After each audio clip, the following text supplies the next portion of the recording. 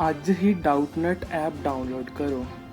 ਡਾਊਟਨਟ ਤੇ ਹੋਣਗੇ ਤੁਹਾਡੇ ਸਾਰੇ 6ਵੀਂ ਤੋਂ 12ਵੀਂ ਕਲਾਸ ਦੇ ਮੈਥ, ਫਿਜ਼ਿਕਸ, ਕੈਮਿਸਟਰੀ ਅਤੇ ਬਾਇਓਲੋਜੀ ਦੇ ਡਾਊਟਸ ਦਾ ਸਫਾਇਆ, ਉਹ ਵੀ ਪੰਜਾਬੀ ਵਿੱਚ।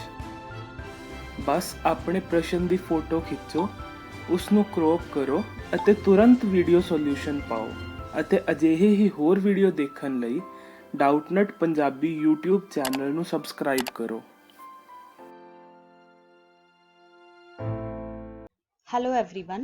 Question है a solution of glycerol C3H8O3 ਇਹ ਸਾਡੇ ਕੋਲ glycerol ਦਾ formula ਹੈ in water was prepared by dissolving some glycerol in 500 gram of water ਕਿ ਇੱਕ solution ਬਣਾਇਆ glycerol ਦਾ water ਦੇ ਵਿੱਚ ਔਰ ਕੁਝ amount ਜਿਹੜੀ glycerol ਦੀ ਹੈ ਉਹ ਐਡ ਕੀਤੀ 500 gram water ਦੇ ਵਿੱਚ। This solution has a boiling point of 100.42 degree Celsius. ਇਹ ਜਿਹੜਾ solution prepare ਕੀਤਾ ਇਹਦਾ boiling point ਹੈ 100.42 degree Celsius. What mass of glycerol was dissolved to make the solution? ਕਹਿੰਦੇ ਨੇ ਕਿ ਕਿੰਨਾ ਜਿਹੜਾ glycerol ਦਾ mass ਹੈ ਉਹ ਪਾਣੀ ਦੇ ਵਿੱਚ dissolve ਕੀਤਾ ਇਹ solution ਬਣਾਉਣ ਦੇ ਲਈ ਉਹ ਅਸੀਂ find ਕਰਨਾ। Kb for water is 0.512 Kelvin kilogram ਪਰ ਮੋਲ ਕਿ ਜਿਹੜਾ ਐਲੀਵੇਸ਼ਨ ਕਾਂਸਟੈਂਟ ਹੈ Kb ਉਹਦੀ ਵੈਲਿਊ ਜਿਹੜੀ ਆ ਵਾਟਰ ਦੇ ਲਈ ਉਹ ਦਿੱਤੀ ਹੋਈ ਹੈ 0.512 ਕੈਲਵਿਨ ਕਿਲੋਗ੍ਰਾਮ ਪਰ ਮੋਲ। ਸੋ ਇਸ ਕੁਐਸਚਨ ਦੇ ਵਿੱਚ ਪਹਿਲਾਂ ਸਾਨੂੰ ਗਿਵਨ ਕੀ ਹੈ, ਸਾਨੂੰ ਦਿੱਤਾ ਹੋਇਆ ਹੁਣ ਇੱਥੇ ਜਿਹੜਾ ਗਲਿਸਰੋਲ ਹੈ ਇਹ ਕੀ ਹੈ ਸੋਲਿਊਟ ਹੈ ਔਰ ਵਾਟਰ ਕੀ ਹੈ ਸੋਲਵੈਂਟ ਹੈ ਔਰ ਸਾਨੂੰ ਦਿੱਤਾ ਹੋਇਆ ਹੈ ਮਾਸ ਆਫ ਸੋਲਵੈਂਟ 500 ਗ੍ਰਾਮ। ਜਿਹੜਾ ਮਾਸ ਆਫ ਸੋਲਿਊਟ ਹੈ ਉਹ ਅਸੀਂ ਫਾਈਂਡ ਕਰਨਾ ਸਾਨੂੰ ਨਹੀਂ ਪਤਾ, ਠੀਕ ਹੈ। ਉਸ ਤੋਂ ਬਾਅਦ ਦਿੱਤਾ ਬੋਇਲਿੰਗ ਪੁਆਇੰਟ ਆਫ ਸੋਲਿਊਸ਼ਨ।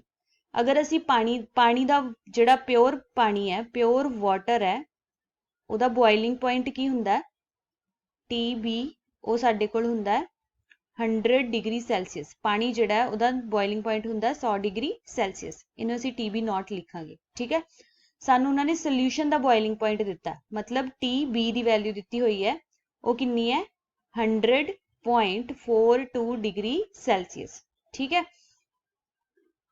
ਸੋ ਇੱਥੋਂ ਸਾਡੇ ਕੋਲ ਕੀ ਆ ਜਾਏਗਾ ਅਗਰ ਅਸੀਂ ਡੈਲਟਾ TB ਕਾਊਂਟ ਕਰੀਏ ਮਤਲਬ ਐਲੀਵੇਸ਼ਨ ਇਨ ਬੋਇਲਿੰਗ ਪੁਆਇੰਟ। ਦੇਖੋ ਕਿਉਂਕਿ ਜਿਹੜਾ ਸੋਲਵੈਂਟ ਸੀਗਾ ਪਿਓਰ ਸੋਲਵੈਂਟ ਸੀਗਾ ਉਹਦਾ ਬੋਇਲਿੰਗ ਪੁਆਇੰਟ ਸੀ 100 ਡਿਗਰੀ ਸੈਲਸੀਅਸ ਔਰ ਜਦੋਂ ਸੋਲਿਊਸ਼ਨ ਬਣ ਗਿਆ ਤਾਂ ਬੋਇਲਿੰਗ ਪੁਆਇੰਟ ਜਿਹੜਾ ਉਹ ਇਨਕਰੀਜ਼ ਹੋ ਗਿਆ ਮਤਲਬ ਐਲੀਵੇਸ਼ਨ ਆਈ ਬੋਇਲਿੰਗ ਪੁਆਇੰਟ 'ਚ ਤਾਂ ਅਸੀਂ ਐਲੀਵੇਸ਼ਨ ਇਨ ਬੋਇਲਿੰਗ ਪੁਆਇੰਟ ਕੈਲਕੂਲੇਟ ਕਰਾਂਗੇ ਉਹ ਕੀ ਆ ਜਾਏਗੀ 100.42 ਡਿਗਰੀ ਸੈਲਸੀਅਸ ਮਤਲਬ TB ਮਾਈਨਸ TB ਨੋਟ, ਠੀਕ ਹੈ।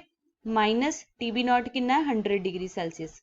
ਸੋ ਇਹ ਸਾਡੇ ਕੋਲ ਆ ਜਾਏਗਾ 0.42 ਡਿਗਰੀ ਸੈਲਸੀਅਸ, ਠੀਕ ਹੈ।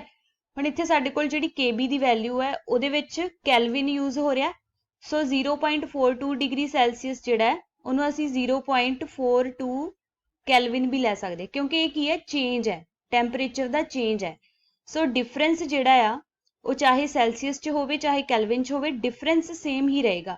ਅਗਰ ਅਸੀਂ ਇਹਨੂੰ ਕੈਲਵਿਨ 'ਚ ਵੀ ਕਨਵਰਟ ਕਰੀਏ 100.42 ਜਿਹੜਾ ਡਿਗਰੀ ਸੈਲਸੀਅਸ ਹੈ ਇਹ ਕੀ ਹੋ ਜਾਏਗਾ 373.42 ਡਿਗਰੀ ਡਿਗਰੀ ਨਹੀਂ ਇੱਥੇ ਕੈਲਵਿਨ ਹੋ ਜਾਏਗਾ, ਠੀਕ ਹੈ। ਔਰ 100 ਡਿਗਰੀ ਸੈਲਸੀਅਸ ਜਿਹੜਾ ਇਹ ਕੀ ਹੋਏਗਾ 373 ਕੈਲਵਿਨ ਹੋ ਜਾਏਗਾ। ਸੋ ਇਹ ਵੈਲਿਊ ਕਿਹਦੇ ਇਕੁਅਲ ਆ ਜਾਏਗੀ 0.42 ਕੈਲਵਿਨ ਮਤਲਬ ਟੈਂਪਰੇਚਰ ਦਾ ਡਿਫਰੈਂਸ ਜਿਹੜਾ ਹੈ ਉਹ ਸੇਮ ਹੀ ਰਹੇਗਾ, ਠੀਕ ਹੈ। ਨੈਕਸਟ ਚੀਜ਼ ਸਾਨੂੰ ਦਿੱਤੀ ਹੋਈ ਹੈ ਐਲੀਵੇਸ਼ਨ ਕਾਂਸਟੈਂਟ KB ਦੀ ਵੈਲਿਊ ਹੈ 0.512 ਕੈਲਵਿਨ ਕਿਲੋਗ੍ਰਾਮ ਪਰ ਮੋਲ। ਅਸੀਂ ਕਰਨਾ ਕਾਊਂਟ ਕਰਨਾ WB। ਸਭ ਤੋਂ ਪਹਿਲਾਂ ਅਸੀਂ ਇੱਥੇ ਕੀ ਕਰਾਂਗੇ ਮੋਲਰ weight ਫਾਈਂਡ ਕਰਦੇ ਹਾਂ ਜਿਹੜਾ ਮੋਲੀਕੂਲਰ ਮਾਸ ਹੈ ਗਲਿਸਰੋਲ ਦਾ। ਫਾਰਮੂਲਾ ਸਾਡੇ ਕੋਲ ਕੀ ਹੈ C3H8O3। ਅਗਰ ਅਸੀਂ ਇਹਦਾ ਮੋਲੀਕੂਲਰ ਮਾਸ ਕੈਲਕੂਲੇਟ ਕਰੀਏ ਤਾਂ MB ਉਹ ਕਿਹਦੇ ਇਕੁਅਲ ਆ ਜਾਏਗਾ ਕਾਰਬਨ 3 ਨੇ ਸੋ ਇਹ ਆ ਜਾਏਗਾ 12 ਗੁਣਾ 3 ਪਲੱਸ 8 ਗੁਣਾ 1, ਠੀਕ ਹੈ। ਹਾਈਡਰੋਜਨ ਦਾ ਮਾਸ 1 ਹੁੰਦਾ ਸੋ ਪਲੱਸ ਆਕਸੀਜਨ ਕਿੰਨੇ ਨੇ 3 ਸੋ ਇਹ ਹੋ ਜਾਏਗਾ 16 ਗੁਣਾ 3। ਇਹ ਯੂਨਿਟਸ ਆ ਜਾਣਗੇ ਸਾਡੇ ਕੋਲ ਗ੍ਰਾਮ ਪਰ ਮੋਲ। ਸੋ ਟੋਟਲ ਇਹਨਾਂ ਦਾ ਕੀ ਆ ਜਾਏਗਾ 92 ਗ੍ਰਾਮ ਪਰ ਮੋਲ। ਹੁਣ ਅਸੀਂ ਇੱਥੇ ਫਾਰਮੂਲਾ ਲਗਾਉਂਦੇ ਹਾਂ। ਸਾਡੇ ਕੋਲ ਕੀ ਹੁੰਦਾ ਹੈ, ਜਿਹੜਾ ਐਲੀਵੇਸ਼ਨ ਇਨ ਬੋਇਲਿੰਗ ਪੁਆਇੰਟ ਹੈ ਡੈਲਟਾ ਟੀ ਬੀ, ਉਹ ਕਿਹਦੇ ਇਕੁਅਲ ਹੁੰਦਾ ਹੈ, ਕੇ ਬੀ ਇੰਟੂ ਐਮ। ਐਮ ਕੀ ਹੈ ਇੱਥੇ ਸਾਡੇ ਕੋਲ, ਮੋਲੈਲਿਟੀ। ਠੀਕ ਹੈ, ਹੁਣ ਅਸੀਂ ਇੱਥੇ ਮੋਲੈਲਿਟੀ ਦਾ ਫਾਰਮੂਲਾ ਲਗਾ ਦਾਂਗੇ। ਮੋਲੈਲਿਟੀ ਕੀ ਹੁੰਦੀ ਹੈ, ਮੋਲੈਲਿਟੀ ਹੁੰਦੀ ਹੈ number of moles of solute divided by mass of solvent in kilogram. ਇੱਥੇ ਸਾਡੇ ਕੋਲ ਮਾਸ ਜਿਹੜਾ ਹੈ ਕਿਲੋਗ੍ਰਾਮ ਚ ਚਾਹੀਦਾ। ਠੀਕ ਹੈ, ਇਹਨੂੰ ਅਸੀਂ ਕਹਿੰਦੇ ਹਾਂ ਮੋਲੈਲਿਟੀ। ਹੁਣ number of moles of solute ਨੂੰ ਅਸੀਂ ਕਿਸ ਤਰ੍ਹਾਂ ਲਿਖ ਸਕਦੇ ਹਾਂ, number of moles of solute ਕੀ ਹੋਣਗੇ, ਇਹ ਹੋ ਜਾਏਗਾ ਗਿਵਨ weight ਮਤਲਬ WB upon molar weight MB, ਔਰ ਇੱਥੇ ਸਾਡੇ ਕੋਲ ਹੈ ਮਾਸ ਆਫ ਸੋਲਵੈਂਟ। ਠੀਕ ਹੈ, ਇਹ ਕਿਲੋਗ੍ਰਾਮ ਚ ਅਸੀਂ ਲੈਣਾ। ਇਹ ਅੱਜ ਆ ਗਈ ਸਾਡੇ ਕੋਲ ਡੈਲਟਾ TB ਦੀ ਇਕੁਏਸ਼ਨ। ਹੁਣ ਅਸੀਂ ਇਹਦੇ ਵਿੱਚ ਜੋ ਜੋ ਵੈਲਿਊ ਸਾਨੂੰ ਉਹਨਾਂ ਨੇ ਗਿਵਨ ਨੇ ਦਿੱਤੀਆਂ ਹੋਈਆਂ ਨੇ ਉਹ ਅਸੀਂ ਵੈਲਿਊਜ਼ ਪੁੱਟ ਕਰ ਦਿੰਦੇ ਹਾਂ। ਤਾਂ ਵੈਲਿਊ ਸਾਡੇ ਕੋਲ ਕੀ ਆਏਗੀ, ਇਹ ਆਏਗਾ 0.42 ਕੈਲਵਿਨ, ਔਰ ਇਸ ਸਾਈਡ ਤੇ ਸਾਡੇ ਕੋਲ ਆ ਜਾਏਗਾ KB ਦੀ ਵੈਲਿਊ ਹੈ 0.512 ਕੈਲਵਿਨ ਕਿਲੋਗ੍ਰਾਮ ਪਰ ਮੋਲ। WB ਜਿਹੜਾ ਉਹ ਅਸੀਂ ਫਾਈਂਡ ਕਰਨਾ, ਔਰ ਨੀਚੇ ਸਾਡੇ ਕੋਲ ਮੋਲੀਕੂਲਰ weight ਜਿਹੜਾ ਅਸੀਂ ਫਾਈਂਡ ਕੀਤਾ ਹੈ 92 ਗ੍ਰਾਮ ਪਰ ਮੋਲ, 92 ਗ੍ਰਾਮ ਪਰ ਮੋਲ। ਔਰ ਮਾਸ ਆਫ ਸੋਲਵੈਂਟ ਜਿਹੜਾ ਹੈ ਉਹ ਸਾਨੂੰ ਗਿਵਨ ਹੈ, ਵਾਟਰ ਦਾ ਮਾਸ ਕਿੰਨਾ ਸੀ, WA 500 ਗ੍ਰਾਮ। ਅਗਰ ਅਸੀਂ ਇਹਨੂੰ ਕਿਲੋਗ੍ਰਾਮ ਚ ਕਨਵਰਟ ਕਰਾਂਗੇ ਤਾਂ ਉਹ ਕੀ ਹੋ ਜਾਏਗਾ, 500 ਗ੍ਰਾਮ ਬਟਾ 1000। ਠੀਕ ਹੈ, ਇਹ ਕੀ ਆ ਜਾਏਗਾ ਸਾਡੇ ਕੋਲ 0.5 ਕਿਲੋਗ੍ਰਾਮ। ਸੋ ਇੱਥੇ ਅਸੀਂ ਇਹਦੀ ਵੈਲਿਊ ਪੁੱਟ ਕਰ ਦਿੰਦੇ ਹਾਂ 0.5 ਕਿਲੋਗ੍ਰਾਮ। ਠੀਕ ਹੈ, ਹੁਣ ਇੱਥੇ ਪਰ ਮੋਲ ਦੇ ਨਾਲ ਪਰ ਮੋਲ ਕੈਂਸਲ ਹੋ ਜਾਏਗਾ। ਠੀਕ ਹੈ, ਕਿਲੋਗ੍ਰਾਮ ਦੇ ਨਾਲ ਕਿਲੋਗ੍ਰਾਮ ਕੈਂਸਲ ਹੋ ਜਾਏਗਾ।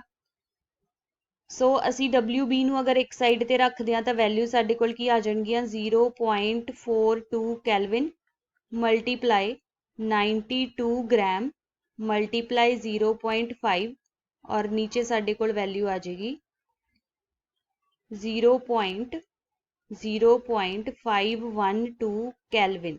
ਠੀਕ ਹੈ, ਹੁਣ ਇੱਥੇ ਕੈਲਵਿਨ ਦੇ ਨਾਲ ਕੈਲਵਿਨ ਕੈਂਸਲ ਆਊਟ ਹੋ ਜਾਏਗਾ। ਜਦੋਂ ਅਸੀਂ ਇਹਦੀ ਕੈਲਕੂਲੇਸ਼ਨ ਕਰਾਂਗੇ ਤਾਂ ਸਾਡੇ ਕੋਲ ਜਿਹੜੀ ਵੈਲਿਊ ਹੈ WB ਦੀ, ਉਹ ਕੈਲਕੂਲੇਸ਼ਨ ਕਰਨ ਤੋਂ ਬਾਅਦ ਆ ਜਾਏਗੀ 37.73 ਗ੍ਰਾਮ। ਇਹ ਸਾਡੇ ਕੋਲ ਆ ਗਿਆ ਮਾਸ ਆਫ ਸੋਲਿਊਟ ਡਿਜ਼ੋਲਵਡ ਇਨ ਦਾ ਸੋਲਵੈਂਟ। ਠੀਕ ਹੈ, ਸੋ ਸਾਨੂੰ ਉਹਨਾਂ ਨੇ ਗਲਿਸਰੋਲ ਦਾ ਮਾਸ ਜਿਹੜਾ ਉਹ ਫਾਈਂਡ ਕਰਨ ਨੂੰ ਕਿਹਾ ਸੀ, ਉਹ ਸਾਡੇ ਕੋਲ ਆ ਗਿਆ 37. WB ਜਿਹੜਾ ਅਸੀਂ ਫਾਈਂਡ ਕੀਤਾ 37.73 ਗ੍ਰਾਮ। Thank you.